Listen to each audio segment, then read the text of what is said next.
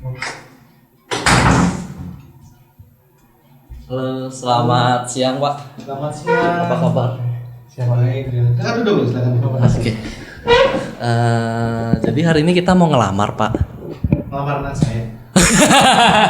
Bukan Pak. Jadi Bukan, Pak. CV yang kita kasih kemarin itu apa Bapak sudah review? Oh, saya sudah lihat CCTV kalian berdua. Nah, mari kita bahas hari ini. Langsung aja kita bahas ya Pak ya. San RI Kaiser. Halo. Oke guys, ketemu lagi bersama kita di Sakosa Sabtu berbacot rasa bersama gua Kokoli. Dan Kokolo. Jadi bagi kalian yang baru di channel ini jangan lupa untuk Like, subscribe, dan komen. dan share juga sebanyak-banyaknya ke teman-teman kalian dan jangan lupa Pak, untuk nyalakan lonceng di sebelah kiri kanan kalian. Oke, hari ini kita lagi mau ngelamar pekerjaan ya dia. Ya, kita ngelamar pekerjaan, mengenang masa kita waktu belum punya pekerjaan. Sombong amat. Berarti bintang tamunya hari ini HRD dong. Oh iya, kita langsung datangkan dengan segala jerih payah kita dari berbagai benua ini. Iya. Dan akhirnya terjadi di hari ini. Mari kita sambut Kak Bagus Prakasa. Halo. Namanya dia tuh enak loh. Awalnya aku dengar nama Bagus Prakasa tuh kayak nama pemain NBL gitu loh. kan? Iya. Roni Gunawan, ya kan? Andakara Prastawa. Bagus Prakarsa. Kan makanya saya bilang kaya kan. Kaya karena tidak. Sebentar Bapak, dia lupa nyalain mic-nya. Coba ngomong lagi. Tes. Coba ngomong lagi. Ngomong lagi. Untung ingat. Bayangin kalau udah selesai berjalan goblok. Kirain tadi disiapin udah nyala. Iya. Emang kita yang salah jadi ya. HRD selalu benar. HRD selalu benar. Apa kabar nih Kak Bagus? Baiklah. Ada kesibukan nggak sekarang? Kesibukan masih sama ya, masih banyak belajar lah di dunia HRD karena banyak ngambil training di luar pekerjaan, sama lagi merambah karena kita senasib semua ya karena corona kemarin ya, jadi mencoba belajar di bisnis juga. Cuman HRD nggak dilupain, masih tetap ikut training di luar pekerjaan sih. Oke. Sedikit nih, bisnis apa sih sebenarnya sekarang? Bisnis nggak jauh-jauh sih, bisnisnya karena bidangnya di perhotelan ya, terus F&B ya, bisnisnya di F&B. Cuman juga supaya ada yang nge-cover nih bisnis F&B, bisnis di kemarin pengalaman di retail dia pakai juga, bisnis di pakaian juga. Oke. Nggak boleh sebut merek ya? Oh, nggak boleh. Mahal soalnya di sini makanya jangan ada iklan. Kemahalan soalnya. Sombong amat. Gimana berarti kapan ya balik dari Surabaya? Kita kan terakhir ketemu di Surabaya. 2019 tuh balik sini. Oh iya, kita balik bareng ya. Kita balik bareng. Mobil kita. Oh iya, kita nyasar di tol juga kan. Oh iya. Berarti Magnum mecokin pelak itu. Iya. Iya, itu makanya. Iya, luar biasa sekali. Jadi gue ketemu sama Kak Bagus ini adalah waktu di Surabaya itu, Vin. Jadi kan dulu dia sebagai training koordinator, gue sebagai anak training yang indah. Asik. Di salah satu hotel ya? Ya, salah hotel bintang 5 di Surabaya. Dikit bintang 5 di Surabaya, jadi udah tahu lah. Udah tahu lah. Sombong amat. Gimana aja? Ya di Embong Malang. Nama jalan boleh lah. Ya Embong Malang, HR Muhammad, Sugono, dan sekarang juga Depan rawon setan itu kan? Iya. Yang bunyi telat. Iya. Oh, berarti anak Surabaya tahu lah ya seharusnya di mana. Tahu lah, itu masuk dalam ring ya. Itu kalau mau nambah pergaulan di jadi Crazy Rich Surabaya harus tahu tuh hotel. Oh, harus wajib dan masih kayak kita masih bisa berlaku nama kita untuk reservasinya ya. Boleh. Udah sampai gerbang doang. Sampai gerbang doang. Sampai lobby bukan Sombong amat. Oke, kita cukup soal masa lalu. Sekarang kita bahas soal dunia HR. Okay. Sebelum masuk ke HR nih, sebenarnya kalau mau masuk HR itu kita harus ngambil jurusan apa? Boleh nggak dari jurusan yang lain jadi HR? Jurusan sih kalau jurusan perkuliahan ya yang relevan ya. Kalau untuk kita bahas yang relevan itu ada beberapa jurusan sih. Ada 3 jurusan yang relevan yang kalau mau berkarir di bidang HR. Itu yang pertama psikologi, terus hukum, baru yang ketiga manajemen. Gitu. Manajemen apa ini? Manajemen apa aja sih? Apa Jadi kalau yang mau lebih spesifik sih sebenarnya manajemen sumber daya manusia ya. Tapi kalau kita untuk S1 kan lebih banyak manajemen yang global ya. Itu kalau dari background aku sendiri sih itu di manajemen perhotelan. Gitu, tapi bidangnya maksudnya HR perhotelan. Tapi nggak menutup kemungkinan kayak kemarin di retail pun aku bisa kayak gitu. Yang penting sama-sama jalurnya sama dong. Sama, betul. Service kan. Betul. Oke. Jasa. Kalau ngomongin service gue ingetnya charge. Orientasinya udah kemana ya? Orientasinya udah ke situ soalnya. Iya. Nah, saya menanti Kita kangen Bali yang dulu. Kita baliku yang sekarang bukan baliku yang dulu. Oke, berarti kalau misalkan jurusannya ada tadi apa? Psikologi, hukum, terus manajemen. Berarti itu dasar pemilihan jurusan itu sebagai HRD berarti kan ada kalau di breakdown HRD itu ada berapa posisi sih? Kalau HRD mau berkarir di HRD itu ada beberapa ada beberapa jalur masuknya ya kan. Kita rada cadel emang tadi ada jalur orang dalam, ada Iya. Itu penting kayaknya. Koneksi itu penting. Enggak. Jadi jalurnya itu kalau kalian mau berkarir di HRD itu bisa di HR-nya, yang expertise di HR-nya itu lebih banyak teman-teman di hukum sih di situ, karena kan ada banyak membahas tentang peraturan, pasal dan segala macam. Ada jalurnya di mana, di rekrutmen. Gitu, sebelum masuk di HRD kita jalurnya rekrutmen. Nah, itu lebih banyak teman-teman yang dari psikologi itu. Psikologi yang lebih banyak ngisi di situ karena kan untuk rekrutmen staff dan lainnya ya. Nah, terus jalur yang berikutnya nih itu di training gitu untuk learning. Kalau kita bahasa gaulnya yang sekarang kita punya tuh learning and development. Anjir. Gitu. Atau kalau di mana namanya di perusahaan-perusahaan yang di luar perhotelan tuh ada kayak organizational and development. Nah, itu bisa tuh juga masuknya lewat situ. Nanti karir goalnya itu di HR semua itu. Cabangnya gitu. LND, Learning and Development. LND. Keren juga dia. Ya kan? Berarti itu yang Kak Bagus apa? Expertise. Itu jalur yang aku ambil sih lebih tepatnya. Jadi jalur masuknya aku lewat pintu LND. Asik. Berbicara soal LND, Kak Bagus ini kan di posisi bagian training kan ya? Iya, sampai saat ini posisi terakhir memang di training. Itu ngapain aja sih? Kalau dari namanya aja ya, nama gaulnya yang tadi ya yang kita bahas learning and development aja, udah dari namanya kita udah tahu ya. Kita memberikan pelatihan sama mendevelop teman-teman. Jadi kalau di kita di training itu kita punya mutu, misalnya kalau saya posisinya di supervisor, ya mutu saya bisa menciptakan supervisor baru seperti itu. Kalau di manajer kita bisa menciptakan generasi-generasi manajer yang baru atau generasi-generasi pemimpin yang baru. Nah, makanya learning and development departemen itu dibuat di sini. Itu asal mulanya. Berarti mau jadi manajernya harus di training dulu ya? Harus pengalaman kan. Dari pengalaman itu kan juga mereka belajar learning ya. Setelah itu baru develop. Jadi manajer. Laucu. Anda tahu Laucu siapa? Cari di Google. Oke, ini menarik. Aku mau lebih breakdown ke soal learning dan development nih. Asik nih. Boleh.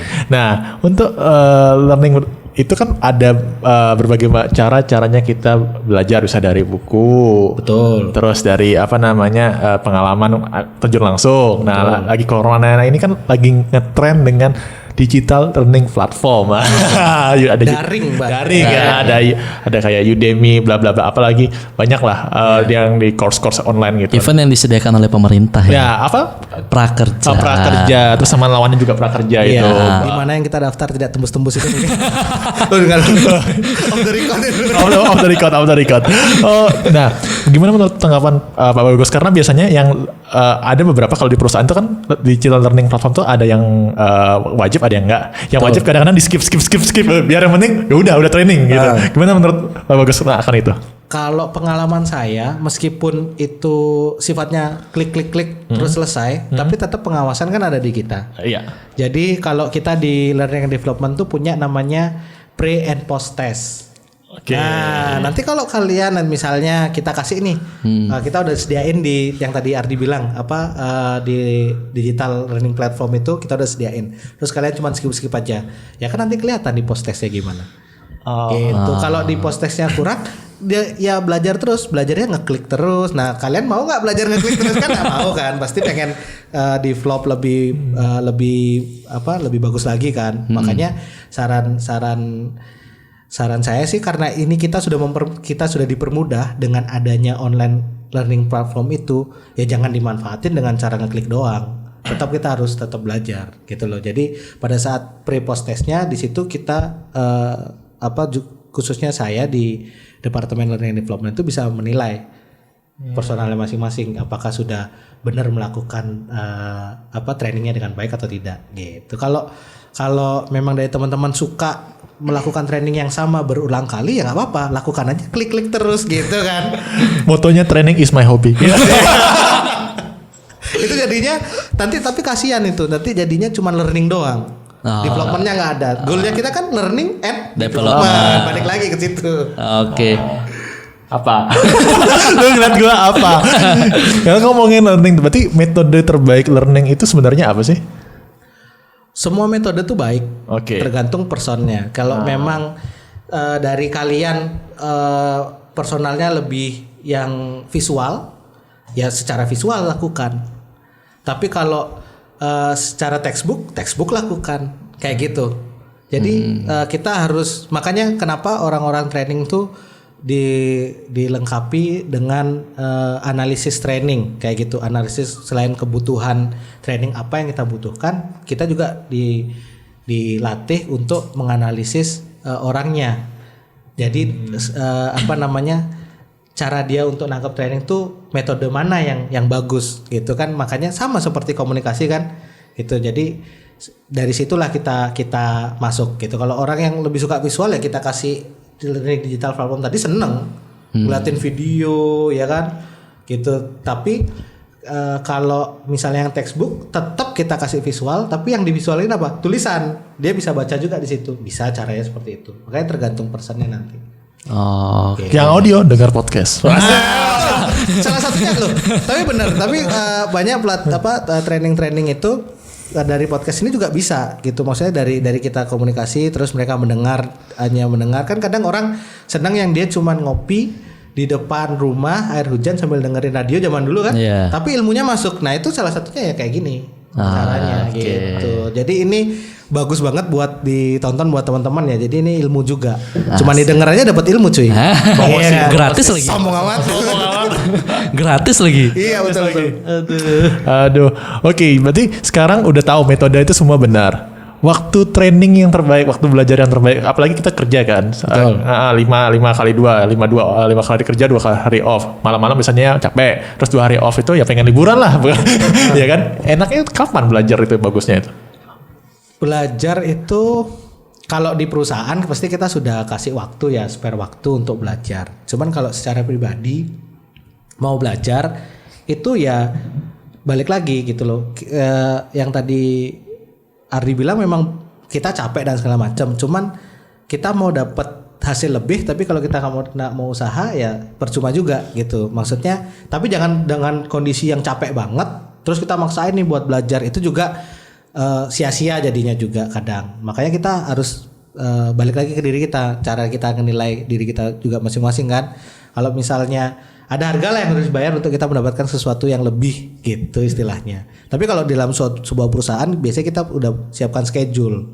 Schedule itu pun kadang kita siapkan 1 minggu sebelum training itu dimulai. Jadi harusnya dari teman-teman lagi nih, gimana cara memanage waktunya nih supaya bisa ngepasin dengan jadwal yang kita sudah buat. Itu sih. Gitu.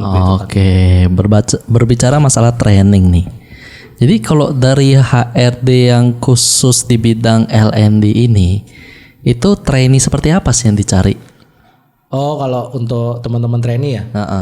Kalau trainee di zaman sekarang itu satu aja yang kita butuhin, attitude. Gitu karena konsepnya trainee itu kan mau training di kita, mau membuat pondasinya mempersiapkan pondasi teman-teman ini untuk siap di dunia kerja. Nah, makanya kalau attitude ini sudah pondasi awalnya udah bagus, untuk perkembangannya pun jauh lebih mudah kita di departemen training sendiri. Emangnya gitu. attitude orang zaman sekarang sudah mulai jelek? Barbar. Kalau dibilang jelek atau tidak, mungkin nggak bisa di judge langsung jelek gitu, nggak. Cuman kalau lebih kritis iya. Oh, okay. Gitu itu yang kadang kan cara penyampaian kritisnya itu bagaimana itu, karena kadang ada orang yang kritis tapi dia tidak mau terima masukan. Nah itu kan masalah tuh juga. Padahal dalam konsep training sendiri itu kan mempersiapkan fondasi.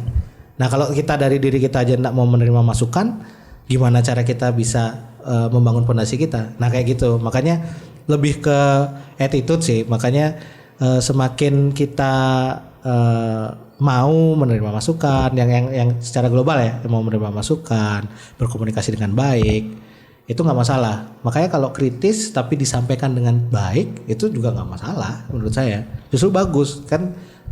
Saya juga mentor juga bukan berarti dia selalu benar.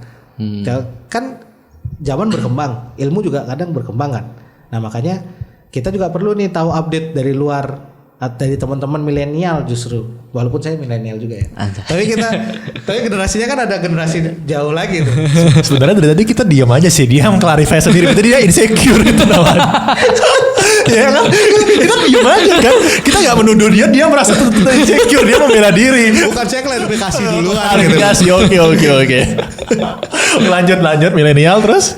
Ya itu makanya kadang di sekarang itu kan teman-teman milenial kan lebih kritis ya. Nah tinggal cara penyampaian aja sih kalau aku bilang, kalau aku boleh kasih saran gitu. Karena ya tadi goalnya tadi pada saat sebelum masuk kita kan bawa tas kosong nih, ya kan, ke misalnya ke salah satu hotel ya untuk training, kita bawa tas kosong, keluar kan kita pengen tas itu terisi gitu loh. Tapi kalau kita tidak memperbolehkan orang lain untuk mengisi tas kita, kan nggak mungkin kita pulang bawa sesuatu yang isi, tetap kosong juga akhirnya gitu. Makanya goalnya di situ. Tasnya nih isi pengetahuan atau isi uang aja nih? Nah kan balik ke orientasi masing-masing gitu. Jeng. Kalau Ardi mungkin balance ya, jadi kantong-kantong kecil tuh isinya uang gitu. Saya mainnya estafet pak. Susu. Pastinya ilmu pengetahuan Ya, lah. Oke, sekarang training itu biasanya nih bikin CV-nya ini skillsnya dibanyakin. Nah, pertanyaannya adalah mereka percaya kalau semakin mereka banyak punya skill, semakin multitasking, mereka semakin peluang keterimanya makin besar. Apakah training itu harus multitasking? Nah, kalau di dunia training ya, karena kita gini, jadi goal masing-masing orang tuh pasti berbeda. Masing-masing teman-teman training tuh pasti berbeda. Ada yang bawa 5 ilmu balik itu sudah puas. Itu udah ngerasa cukup. Ada yang sudah 10 ilmu yang dia dapat di bahkan dia belajar di tiap departemen, ada yang belum puas juga ada. Itu. Makanya kalau dibilang apa tadi? Kalau dibilang penting atau tidak, skill yang ada ya bisa dibilang penting. Itu yang menunjang dia. Jadi semakin banyak skill yang mereka punya kan semakin bisa dia masuk ke, misalnya kayak Ardi deh contohnya training di sales, tapi dia punya keingintahuan di HRD, dia luangkan waktu, terus dia punya skill di di komputer itu yang bisa di sharing di HRD untuk bantu melakukan rekrutmen dan dia bisa sharing. Nah kayak gitu-gitu. Jadi kan ilmu HRD juga dia bisa dapat. Makanya skill itu menurut aku sih penting. Tapi kalaupun tidak banyak nggak masalah, karena pada saat training itu justru skill kalian ditambah di situ. Gitu. Nanti di dunia kerja yang terpenting yaitu penambahan skillnya pada saat training jauh lebih banyak nggak gitu, daripada kita masuk nih dengan skill yang banyak terus keluar skillnya itu aja juga, ya kan? Mending kan istilahnya gini, kalau kita sama kayak nabung ya nggak? Kalau kita nabung, kita taruh di bank 100.000, kita nggak tambah-tambah, kita tarik juga paling berapa sih bunganya? ya kan cuma nambah sedikit kan, itu di bank itu ada nambah dikit. Nah kalau kita punya skill banyak awal masuk nggak apa-apa, kadang kita mikirnya kan wah sombong dulu deh di awal biar keterima kan gitu maksudnya. Nggak masalah sih sebenarnya, cuman kalau ada perkembangan itu jauh lebih baik. Jadi kan yang orang lain lihat atau yang nanti nextnya HRD lihat prosesnya kan gitu. Berbicara mengenai CV nih sekarang, itu sebenarnya untuk orang training CV yang baik dan bagus dan benar itu seperti apa? Apakah mengikuti template atau dia mengikuti template tuh kayak misalkan ya template CV zaman SMA-nya dia, atau dia perlu mengisi kayak kalau misalkan dia ada keahlian ya diisi keahliannya kan. Kalau misalkan dia nggak ada keahlian, apa yang harus diisi? Oke. Bagus sekali pertanyaannya. bagus. Gue akui bagus itu pertanyaannya. Ya bener sih, itu banyak yang bingung juga ya. Betul. Kalau boleh aku bilang sih ini ya. Jadi beberapa kayaknya STP make bukan sih kalau template CV. Pakai Nah beberapa. kalau kayak STP dia udah punya template CV nggak apa-apa pakai itu. Nah kalau nggak punya ya kreativitas lagi nih, kreativitas dari teman-teman yang mau training atau teman-teman trainee itu disitulah di kreativitas awalnya diuji gitu. Itu yang pertama.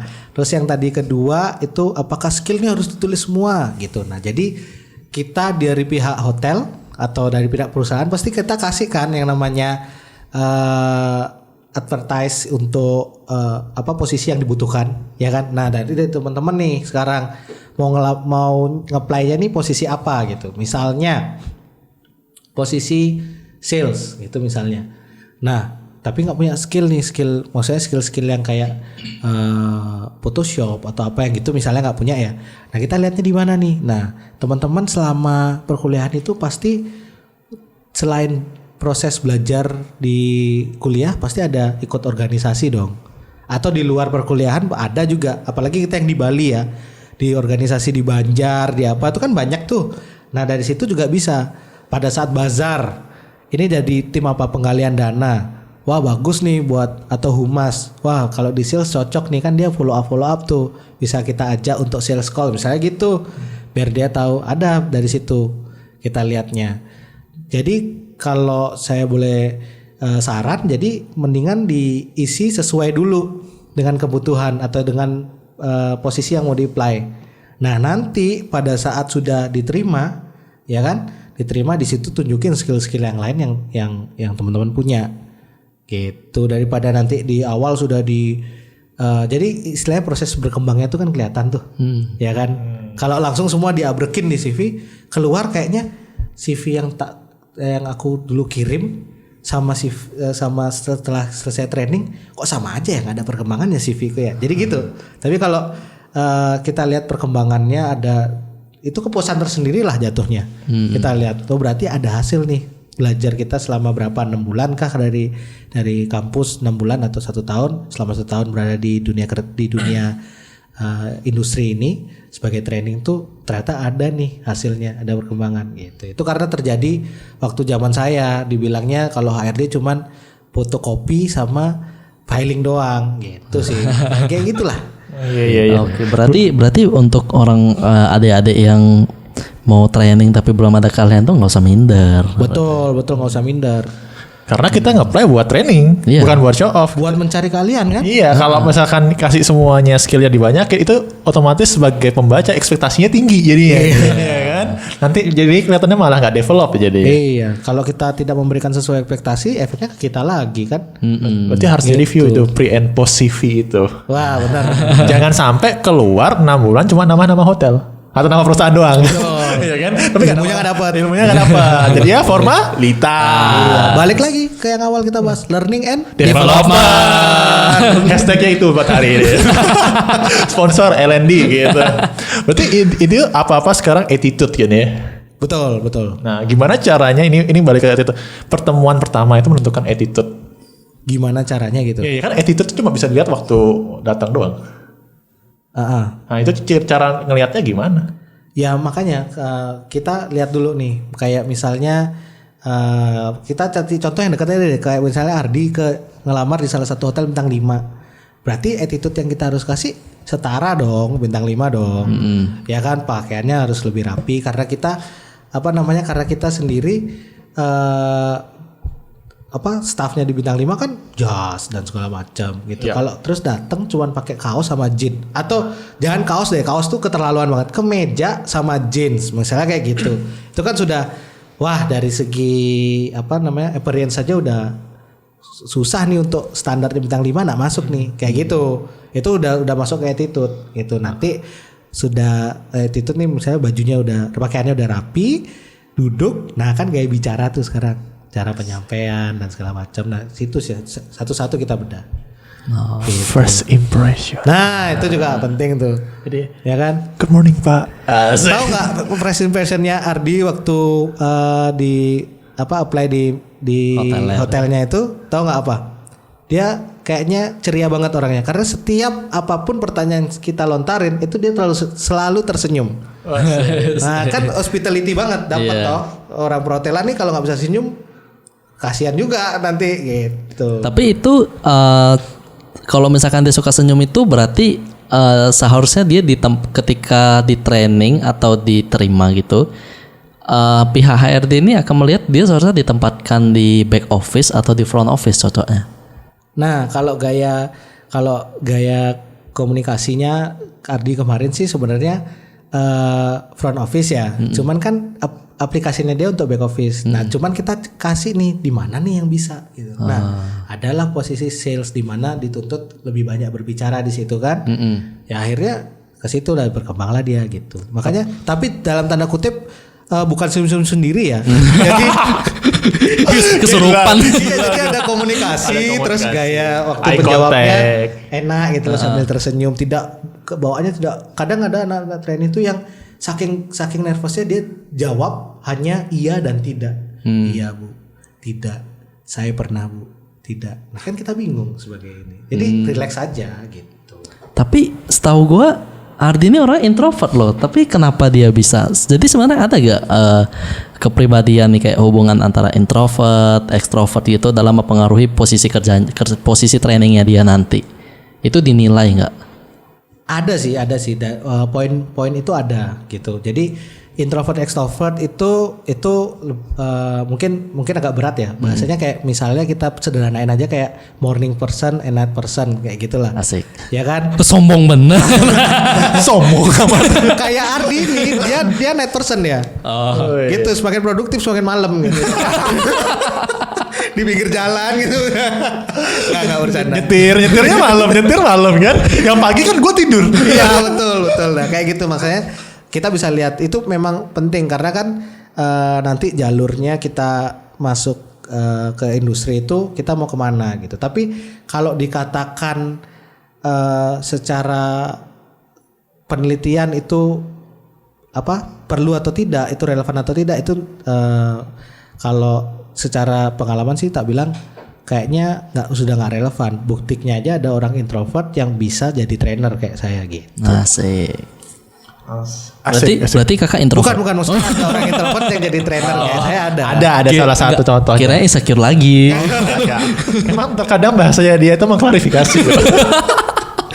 Di zaman sekarang ini supaya tidak kena undang-undang ITE kita harus sering-sering mengklarifikasi loh. Oke. Kalau gitu kita langsung klarifikasi. Apa pendapat Kak Bagus tentang kutu loncat? Kutu loncat ya kalau di dunia perhotelan ya. Yeah. Ini karena di dunia perhotelan kalau kutu loncat sih kalau untuk perkembangan karir nggak ada masalah. Asal gitu. Jadi ada tengah waktu lah di situ, minimal setahun lah. Gitu. Kalau baru 2 bulan, apalagi berapa hari atau berapa minggu sudah lompat pindah sini ya konteksnya tetap jelek. Itu bukan kutu loncat, itu bajing loncat. Wah. Terus konteks podcastnya perbedaan kutu sama bajing itu apa? Gitu. Ukuran. Gitu. Jadi lebih dinilai di situ. Jadi ada term waktunya dan ada reasonnya. Gitu. Kalau cuman loncat karena tidak nyaman kerja di setiap perusahaan gitu misalnya. Walaupun dia sudah 6 bulan atau setahun, tapi dia kerja di sini setahun, tapi kok posisinya sama, itu juga bisa dikonsider juga, gitu loh. Berarti kan, apakah ini salah perusahaannya? Kalau memang salah 1-2 perusahaan mungkin iya. Tapi kalau udah banyak perusahaan, dia lompat dengan posisi yang sama, nah itu kan perlu dipertanyakan kenyamanan kerjanya gitu. Tapi kalau ada karir development di situ nggak masalah sih. Gitu. Berarti yang penting batasnya setahun. Ya sih minimalnya setahun sih. Ketika ada opportunity itu datang ya udah pindah aja. Iya, tapi kalau boleh saran yang bagus itu sebenarnya 2 tahun. 2 tahun. Karena setahun tuh kayaknya kita masih dapat cover bukunya doang gitu lah. Iya kan. Makanya kalau udah 2 tahun tuh lebih kita consider lah. Oh, gitu. Oke, sekarang kita berbicara di luar training dan development nih. Di luar L&D. Kan kutu loncat berarti berhubungan dengan gaji. Di mana-mana kutu loncat itu pasti mencarinya gaji. Kan tadi dasar untuk pindah adalah ketika ada opportunity, paling enggak 1 tahun sampai 2 tahun. Nah, opportunity itu bisa ada posisi, bisa jadi ada gaji. Ya, salary. Itu bagaimana, Vin? Jadi gimana sih cara nego gaji yang benar gitu loh. Karena banyak nih yang main asal tembak aja kan gajinya. Betul. Apalagi orang-orang milenial sekarang. Iya, kayak fresh graduate tuh paling nggak tahu. Saya ini harganya berapa sih, Pak? Tapi kasus bukan kasus ya, maksudnya pengalaman saya itu apa sih namanya dibilang banyak fresh graduate. Jadi pengetahuan kita akan posisi yang kita lamar itu penting, itu yang pertama untuk kita menemukan harga kita berapa. Terus yang kedua, setelah itu baru kita lihat nih skill apa yang kita punya. Nah, yang terakhir ini kita punya nggak pengalaman yang kita punya untuk kita di bidang itu. Baru di situ kita bisa pasang harga. Tapi kalau rata-rata kalau fresh graduate kan yang dipunya paling skill, ya kan? Skill yang sudah dibawa waktu zaman kita kuliah dulu, ya kan? Itu yang kita tawarkan.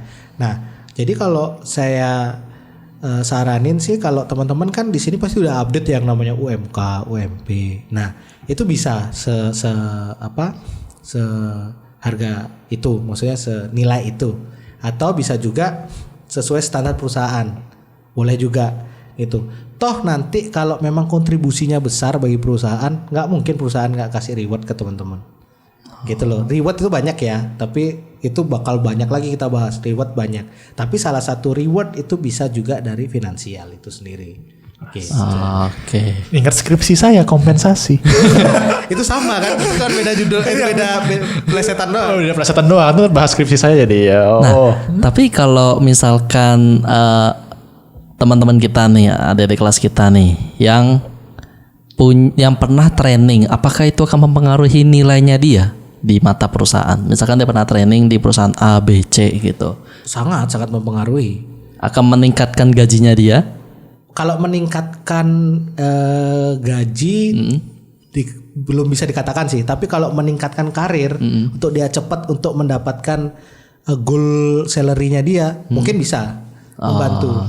Gitu. Ada contohnya nih sebenarnya di si Ardi ini bisa dijadikan contoh lagi nih. Wah, saya duta contoh. Contoh lagi. Hari ini edisi contoh Ardi. Ini topiknya dia kayaknya bukan saya. Jadi kayak dia sendiri kayak misalnya training kemarin di salah satu hotel bintang 5, terus kontribusinya juga bagus, akhirnya rewardnya apa, dia juga akhirnya bisa masuk di hotel bintang 5. Jadi dia mulai start karir sudah langsung hotel bintang 5 kayak gitu. Itu kan ada banyak teman-teman yang dulu trainingnya di hotel bintang 5 nih misalnya, tapi start karirnya kan mulai lagi nih, kita develop lagi dari hotel budget dulu, ada gitu. Nah, kalau salah satunya kayak Ardi ini kan dia training di situ, dan yang saya bilang dia mau spare waktu gitu. Pada saat training tuh dia mau spare waktu, akhirnya dia bisa memulai start karirnya di hotel bintang 5 secara otomatis. Istilah gini, kalau kita ngejar gaji itu agak susah ya gitu. Jadi kita harus lihat perusahaannya nih udah settle apa belum kan gitu. Mendingan kita kejar posisi, gaji pasti mengikuti. Gitu. Makanya kalau karirnya udah gini pasti gaji pasti mengikuti. Nih, gimana gajimu? Oh, luar biasa. Luar biasa corona ya. Luar biasa. Sekarang harga corona dulu lah. Corona lagi, kita lagi flash sale, kita main volume dulu. Betul. Volume nanti baru kita yielding. Tapi ini tiba-tiba aku teringat nih. Biasanya kan kita tuh selalu tegang ketemu HRD. Kayak kita opening itu kita tegang banget kan. Kaku banget ya salaman. Paling ini pertanyaan yang mungkin jarang ditanyain sama orang. Kalau kita melihat HRD itu kan wah, kita kayak penentu hidup kita ke depan antara ya dan tidak. Dan HRD melihat fresh graduate itu gimana? Wah itu macam-macam sih. Nah, dari perspektifnya Kak Bagus, melihat seorang fresh graduate ngelamar kerja.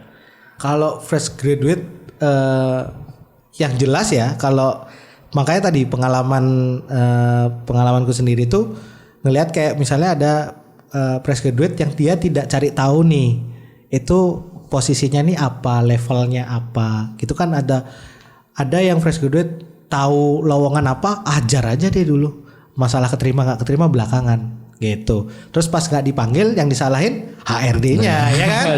Nah makanya jangan sampai kayak gitu. Lebih baik kalau fresh graduate, tapi yang sekarang udah mulai sih, maksudnya yang sekarang ini udah bisa menempatkan diri. Jadi lebih yang terpenting itu menempatkan diri. Jadi pada saat kita fresh graduate kita tahu dulu apa yang kita apply, posisinya di mana segala macam. Jadi setidaknya kalau mau kita respon ya yang sesuai lah dulu gitu kan. Nggak mungkin kita fresh graduate langsung kita apply HR manager gitu misalnya, kan nggak mungkin juga. Iya. Gitu kecuali perusahaannya punya bokap lu gitu kan, sombong amat. Wah sih mantap. gitu sih. Iya. Oke. Luar biasa percakapan kita hari ini. Gini.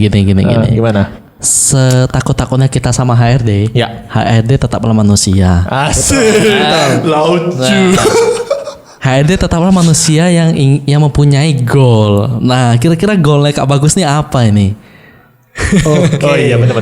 Goal hidup apa goal karir? Hidup dan karir juga boleh. Share lah bagi-bagi. Ya. Kita bisa belajar gitu. Kalau karir sih ya itu expertise di bidang training ya pastinya gitu. Kalau HRD itu pasti jalur yang nantinya diambil. Yang penting di training dulu gitu. Jadi goalnya posisi saat ini yang lagi aku incar itu ya training manager itu. Itu lagi aku incar nih untuk biar bisa. Tapi jangan di di judge kalau di posisinya belum manager, expertise-nya belum gini ya. Tapi yang penting balik lagi ke awal pembahasan kita, learning and development. Kita banyak learning pasti kita develop, itulah intinya. Tapi kalau goalnya ya posisinya ya itu di sebuah karir. Kalau di hidup ya posisinya lagi ya punya kebebasan finansial di usia yang tidak terlalu tua. Asik. Tidak terlalu tua. Terus kemudian pesan dan ini nih kesan nih bagi yang mau melamar atau interview kerja atau magang nih, apa nih buat mereka? Kalau pesannya ya di tahun 2021 ya kan, karena kita belum tahu kondisinya akan seperti apa. Yang jelas teman-teman mempersiapkan diri itu yang untuk fresh graduate dulu nih, karena saingan dari fresh graduate sendiri udah bukan fresh graduate lagi. Ya kan? Karena corona itu pesaing dari fresh graduate ini orang-orang yang sudah punya experience. Nah, makanya nilai jual yang ditawarkan selain experience itu tadi, itu yang tadi attitude dibagusin. Kedua, teman-teman yang fresh graduate jangan minder, karena sekarang udah dunia digital, semuanya bisa dipelajari lewat internet ya. Banyak-banyakin ilmu itu bisa dicantumin juga di CV. Itu yang kita pelajari, walaupun kita belum expert. Justru kita kerja untuk kita menjadi expert di situ. Jadi nggak usah takut bersaing dengan yang orang sudah memiliki experience. Gitu. Toh kalau kita lihat produktivitas secara usia kan kita jauh lebih ini kan dibanding orang yang sudah itu. Jadi ada nilai jual masing-masing kok. Jadi nggak usah minder, itu aja. Semua punya unique selling point. Betul. Langsung deh. Kita konklusi aja, udah cukup untuk episode kali ini. Jadi apa sih yang kita pelajari hari ini? Asik. Yang selalu kita pelajari itu adalah yang pertama dari tadi attitude. Itu kunci, attitude. Terus yang kedua selain attitude itu adalah koneksi. Jadi bertemanlah sebanyak-banyaknya, jaga attitude kalian, berteman sebanyak-banyaknya. Terus yang ketiga kalian harus tahu posisi apa yang kalian apply, itu detail. Betul. Ya, company profile, terus position profile itu penting. Jangan sampai nge-apply FO tapi nggak tahu job desk-nya ngapain, dan apa yang kalian mau dapetin kalian juga nggak tahu. Terus ngapain kalian nge-apply? Benar kan? Minimal job desk dasar. Minimal job desk dasar. Terus apa expect yang kalian ingin dapetin kan kayak gitu.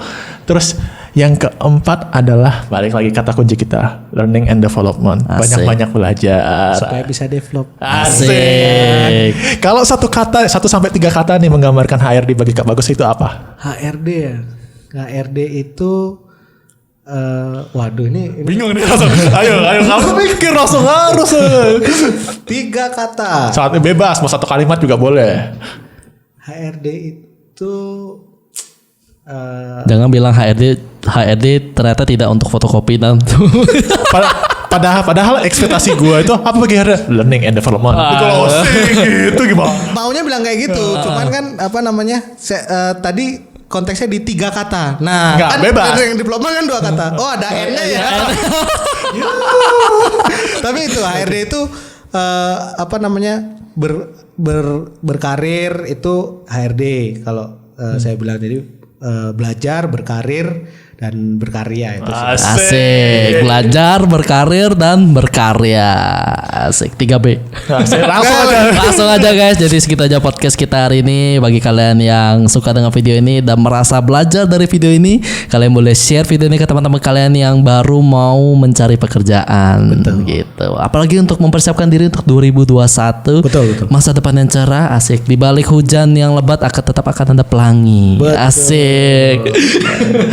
Jadi jangan lupa untuk like, subscribe, dan share video ini ke teman-teman kalian. Dan jangan lupa untuk nyalakan notifikasi di sebelah kanan kalian. Dan juga email kita di wawclubinfinity@gmail.com atau di langsung di lowly.id. Oke. Jadi bagi kalian yang mau bertanya-tanya, oh ya, kalian kalau mau bertanya langsung sama sumbernya. Jadi kalau kalian mau tanyanya langsung bisa ke Lowly, kita undang orang yang tepat. Asik. Mantap. Jadi segitu aja podcast kita hari ini. Gua Kokoli. Gua Koklo. Kita pamit. Undur diri. Bye bye.